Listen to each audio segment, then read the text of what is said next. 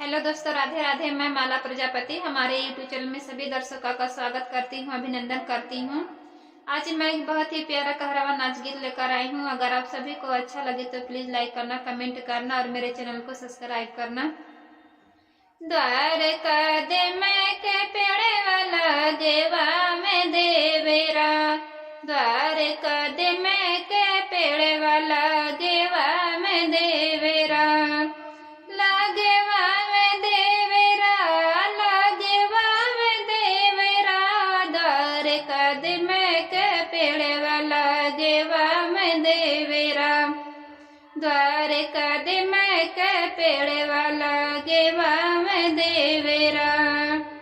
वही रे कदमेवा के लंबी लंबी सोरिया, वही रे कदमेवा के लंबी लंबी सोरिया, गोड़े निभाजी गोड़े में देवेरा, द्वारका दे मैं के पेड़े वाला गेवा में देवेरा, द्वारका दे मैं के पेड़े वाला गेवा में देवेरा।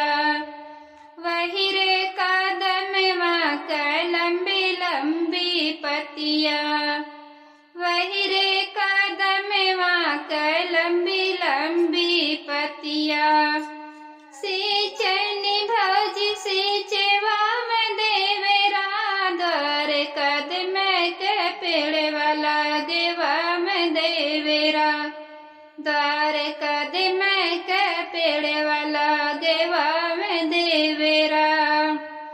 वही रे कदमेवा के सुंदर सुंदर फुलवा, वही रे कदमेवा के सुंदर सुंदर फुलवा, तोड़े निभाजी तोड़ेवा में देवेरा, द्वारका दे मैं के पेड़े वाला गेवा में देवेरा, द्वारका दे मैं के पेड़े वाला गेवा में देवेरा।